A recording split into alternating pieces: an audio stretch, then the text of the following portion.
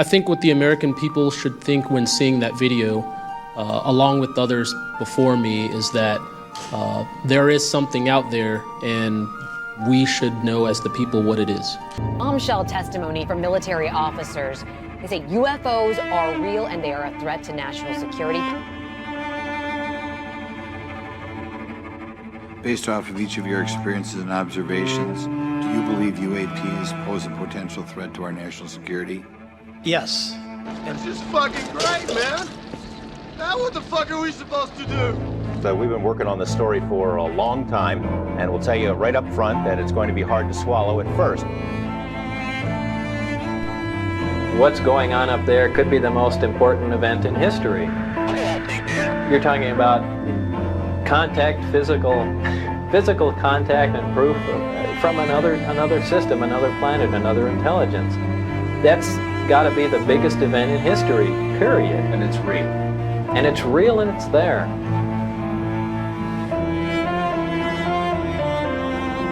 Were they, I guess, human or non-human biologics? Non-human, and that was the assessment of people with direct knowledge on the program I talked to that are currently still in the program. Move, children! Vámonos! And quite frankly, I could make up a better lie, but I have no motivation to lie. I've always loved the freshness of Tic Tac. When it crosses right in front of me, it just goes poof and it's gone. That's it, man. Game over, man. It's game over. What the fuck are we gonna do now? What are we gonna do? Here's a dot. It's a GPS. It's just outside San Diego. For those of you not from California, we have these random islands out here. I've been to Catalina a couple times. There's not much to do there. You take a boat out there, you get a little seasick. There's another island called San Clemente Island. I think back in the day some Native Americans were there, but yeah, we took it over. It's ours. Down here you have Tijuana. Seen many a donkey show there. Not my finest hour. I jest. Of course, it was my finest hour, and I miss those days sorely. Why is this dot where this dot is? Well, you could call it an unidentified sitting dot. But let me identify it for you. In 2023, I repeat, 2023, it just so happens that we had a warship out there from the US military called the USS Jackson, if you're nasty. Because we have a lot of Navy stuff in San Diego, it's a port, and it's just, I don't know. It's the military industrial complex, I don't know who we're fighting. It's one of our bases. And in the year of our Lord 2023, which was not long ago, the crew members and the radar techs on our vessel, the USS Jackson, noticed something weird. A flying Tic Tac had emerged from the water. Now, I tried to order a water from a man at a restaurant here. I said, "Can I have 2 waters?" And he said, "What?" And I said, "2 waters?"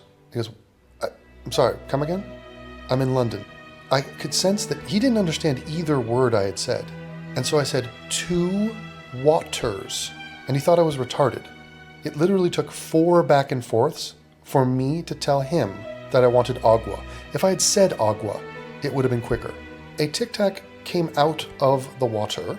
There was a petty officer. He has a long, fancy name. He's an active duty guy named Chief Wiggum. We're about to start, Chief. No, you got the wrong number. This is 912. And very much like a Netflix remake, in real life, we have cast Chief Wiggum as this guy. My name is Alexandro Wiggins. I'm an active duty U.S. Navy Operations Specialist, Senior Chief Petty Officer. Father of 3 and dedicated American testifying today in my personal capacity. It's Chief Wiggins, but, you know, the recasting is getting out of control. So this is an actual guy. He's still in the Navy. He is a father of 3. He has been in the Navy for over 20 years. Credible as all get out. He's not the only one that saw it that day. There's multiple people, and we filmed it. So he goes over and says to the appropriate person in whoever is controlling our tracking system there, they had some fancy-ass thing. This was the latest cutting-edge technology from 2 years ago, where they track this entire device onto this Tic Tac. Turns out there's not one Tic Tac, there's 4 of them. And they're locked up, moving around in unison. They film it for a bunch of time. This has been released. You may or may not have seen it. You're about to. And then all of a sudden, at supersonic speed, without a sonic boom, mind you, they depart almost instantaneously. Multiple people saw this. Chief Wiggins just reported what he saw that day in front of Congress. So while everything else is going on, there's assassinations, there's wars, there's pretendicides, there's what else is happening? I don't know. Our timelines are bursting with distraction. Oh, right. We had the third UFO hearing in front of Congress where we're just openly talking about various UFOs. This one in particular, a little bit interesting and weird because the original Tic Tac incident from 2004 happened right here. So right next to this was the USS Nimitz, who noticed that there were Tic Tacs flying in formation from San Clemente Island down to San Guadalupe Island, bypassing the donkey show. No interest in it whatsoever. And they have no idea what they missed. So there's something happening out there. Okay, forget the Mexican Air Force footage from early in 2004, where they were tracking these things. Forget the Mexican fishermen who you don't trust because you're inherently racist, low-key. Forget all those accounts. I had a guy say to me he took a cruise ship to Ensenada, which I did once, and he saw things floating out on the horizon that he couldn't explain. But slightly less credible, from an anonymous person that told me that on Twitter, we have our top military guys using top military equipment, reporting this to Congress in front of everyone and showing the video of it all. Now this corroborates the Nimitz encounter as if it needed corroboration. It already had it from sonar, from the Hawkeye, from radar, multiple sources of state-of-the-art radar. We had the radar, it was jamming. We have the eyewitness accounts from, dozens of people, not just the 4 pilots who were in a dogfight with this thing. We got Chad Underwood and his pilot who went out and filmed it on a FLIR. And we got people out on the deck with binoculars staring at these things. And they're all describing the same erratic, nonsensical movement that these things are breaking the laws of physics as we know them. The views I share are my own, and I do not represent the official positions of the Department of the Navy or any subordinate organization. So without further ado, I want to highlight and showcase the testimony of Officer Wiggins that he just gave in front of Congress describing this event. Watch. On the evening of February 15th, 2023, at approximately 19:15 PST, in the Whiskey 291 warning area off the coast of Southern California, I was serving on board USS Jackson. During that period, I moved between the Interior Communications Center, ICC-1, and the bridge wing, correlating the sensor picture with visual observations, part of my routine responsibilities for surface and air picture management. What I observed and what our crew recorded was not consistent with conventional aircraft or drones as they appear on our system. A self-luminous Tic Tac shaped object emerged from the ocean before linking up with 3 other similar objects. The 4 then disappeared simultaneously with a high synchronized near instantaneous acceleration. I observed no sonic boom and no conventional propulsion signatures. No exhaust plume, no control surface articulation on the Sapphire image system. Shortly after the synchronized departure, radar tracks dropped. These observations were multi-sensor and recorded inside of ICC-1 with time location overlay visible in our source frames that have been made public by journalists. From my experience operating in this region over many years, and consistent with our public characterized encounters, unidentified objects reoccur in United States operation areas off Southern California. That fact alone does not tell us what they are, but it does argue the systematic stigma-free reporting and for the preservation of sensor data so analysts can evaluate safe and intelligence implications with rigor. I want to underscore 3 points for the task force and the committee. Aviation and maritime safety. When crews and watchstanders observe objects that maneuver or accelerate in ways that does not match known profiles and do so near our ships and aircraft, that is first and foremost a safety issue. Standardized checklists and training should ensure we capture the best possible sensor data in real time, including IR settings, slant range, estimates and bearing and range altitude snapshots, and immediate chain of custody for any recordings. Reporting without stigma, protection without retribution. Sailor. Okay, so Chief Wiggins then goes and does what most of these military people do. They don't fully understand what they're witnessing. First of all, they don't know what it is. Second of all, the implications of this, the ramifications of what this could mean or what this represents.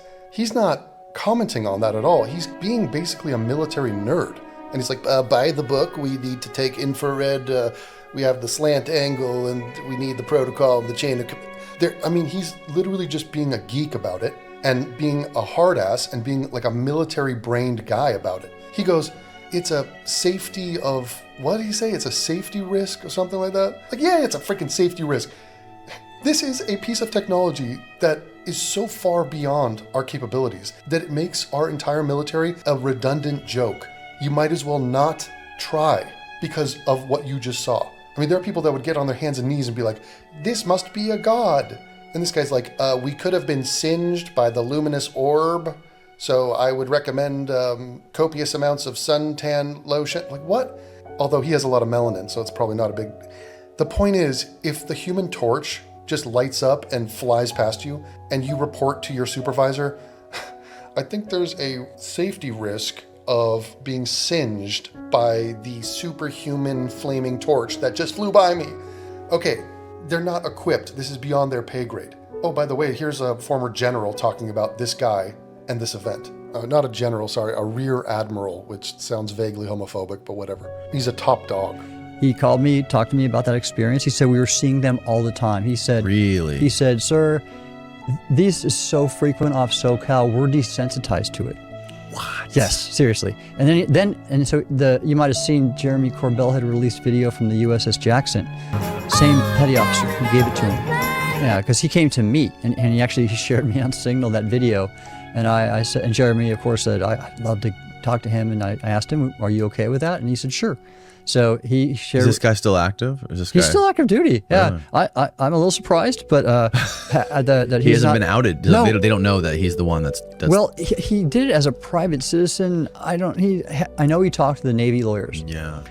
Which are probably a lot looser than the Air Force lawyers. So either way, he got it cleared. And I know. I think that's really significant. I need to have a talk with him about that. But a terrific guy, and he's one of many sailors right now, former or still active duty, that are seeing these things. And that's what I've been trying to do. What do these guys think they are? Do you talk to them about it? We're like, what do you think about it? What do you guys talk about on the flight deck? Like, what is the... It's like everybody in the public. It's a range of ideas, and some people are really care, but that one crew chief who came to me after he left the Navy, he said this really affected him. Because normally he'd heard talk of it, but he'd never seen it. And when he saw it, he realized, like I did when I saw the video of the Go Fast, when it was still classified, I immediately knew, that's not ours. That's not our adversary tech, because I know adversary tech. I've been read into all that stuff. And we're not alone. There's something, I don't know what they're doing. Don't know their intent, especially with nukes. That's pretty scary, but we're being monitored. And this is very similar to what Alex Dietrich, the pilot from the 2004 incident, says about speculating as to what these things are. She's like, look, I don't know what they are. It's not my job to guess. It's my job to tell you what I saw. And likewise, what she says she saw was something that was breaking the laws of physics as we know them. And from there, I saw this strange thing that we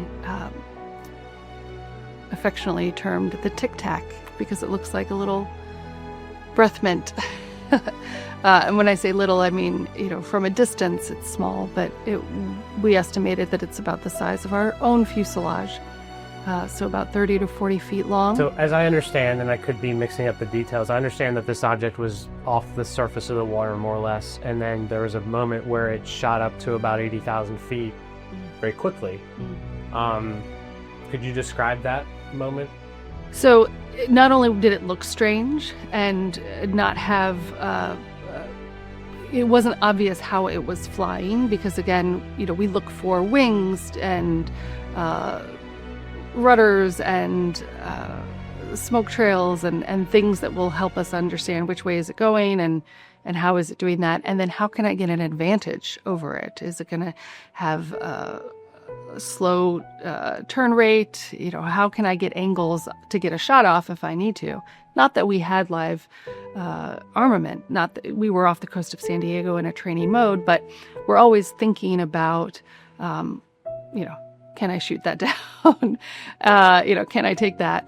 And in that case, it wasn't clear what it was, and it really wasn't clear how it was maneuvering in the way that it was moving. So it was changing airspeed, it was changing direction, it was changing angles in a way that